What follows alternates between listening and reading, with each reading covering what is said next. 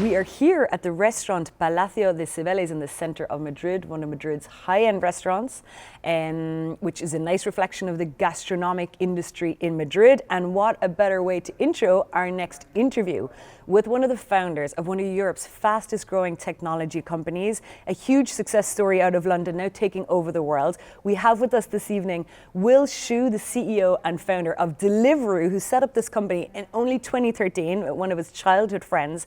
They already have over 80,000 restaurants on their platform in 500 cities and have been fundamental over the last 6 months in helping this industry survive during our current times. So, Will, delighted for you to be here with us. Thank you so much for making it.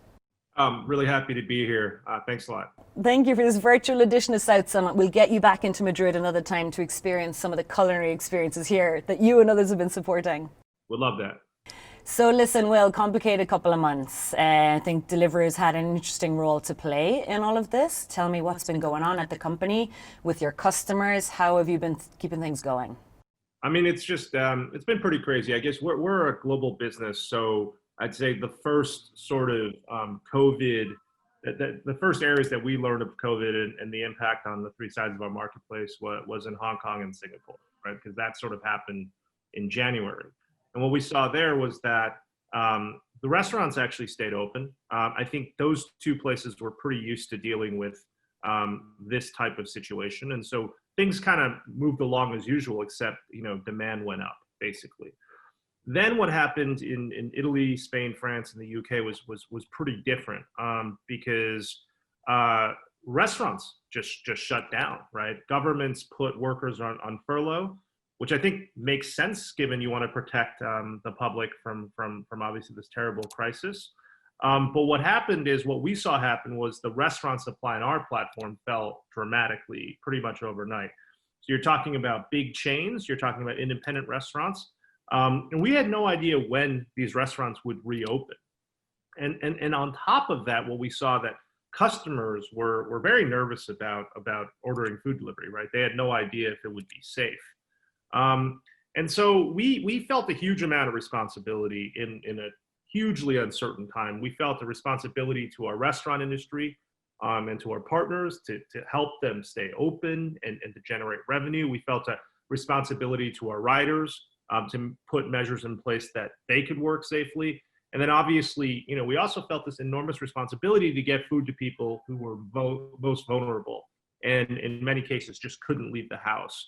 And on top of that, obviously, with all the restaurant closures and on all of that, it was just an absolutely crazy time. And so I guess the short of it is we had to reinvent this industry almost overnight, reinvent how we work with restaurants and consumers and riders and just come up with a new offer. So that was very challenging. How you reacted so quickly, and I mean, how did you put in those measures? I guess even different communications coming from government. How were you able to figure out so quickly that you could deliver food safely? I guess it was really crazy, right? And because every government also has different advice, right? And so when you operate in 12 different markets, you can't do the same thing. First, I guess though, if I speak of generalities, the first thing we did for our customers everywhere was to make sure delivery was safe. So we were the first delivery service to offer contact-free delivery. So messages in the rider app, messages in the consumer app, advice to restaurants that this is how we're going to operate. We also worked extremely hard to offer customers a greater range of food. So since the outbreak of COVID, our on-demand grocery offer has been really hugely important for our customers. And then, in Spain, we've recently announced we are working with El Corte Inglés and Sanchez Romero, for example. Our view is we want to offer all types of food occasions to the consumer. And so we're really proud of those partnerships. And then I would say that, the responsibility we feel is huge, right? This adoption of online food delivery has been going on for about 7-8 years. But we think COVID has taken consumer demand forward a few years. And so it's just much more of a mainstream thing. And people are relying on us. Now, when we then talk about the restaurants, I mean, the hospitality industry is suffering hugely, right? This is a well-established industry that's operated largely in the same way for decades. And overnight, you just have this tsunami of change, which is challenging. And so when restaurants reopened after being closed for a while, they found that in many cases, pickup and delivery was their only channel to reach customers for a while. And it's just become a much more important part of their business. And so for many of these restaurants, they're thinking delivery first at this point, obviously depending on which market we're in.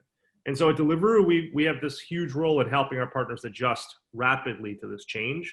And we're really proud that we've been able to support the industry in a few following ways. So I'd say, I'll just list a few. One, we've changed our restaurant payment process. We actually pay restaurants on a weekly basis rather than fortnightly. And that's really helped unblock some liquidity issues that small merchants have. We've reduced sign-up fees for new restaurants in recognition that this is a major part of their sales now. Obviously, we've had a lot of new restaurants join. In Spain specifically, we had over 2,000 new restaurants join us since obviously the crisis kicked off. And then what we've also done is we have 7-8 years of experience of operating delivery with restaurants, and we've taken all of those learnings and released playbooks for people. And then finally, what we've also done is we've allowed customers to help their local community by leaving an additional tip or payment for local restaurants, to mostly small restaurants via our platform. And that's something that a lot of people have taken that up. Finally, just on the rider side, for our riders, safety is the most important thing to protect throughout this period. We campaigned in numerous countries for our riders to be declared essential workers. And this is a recognition that allows them to keep working and also servicing the most vulnerable people in our communities with food and essentials. Through our rider app, we give very, very frequent updates as to what's going on with government guidance and what's going on locally. We've also made PP&E available to all riders for free, so we've given out thousands of items there. We've also put in place a monetary fund to make sure riders who are unable to work because they've been ill, that they've been financially supported as well. So a lot of stuff done in a very short amount of time. Really proud of what the team has done. Amazing, Will, to hear about everything that you've implemented over the last 6 months, and a fascinating success story to hear about Deliveroo. So thank you so much for being with us this year at our virtual edition of South Summit. That's a wrap from us, guys. Over to you in the studio. And thank you, Liz.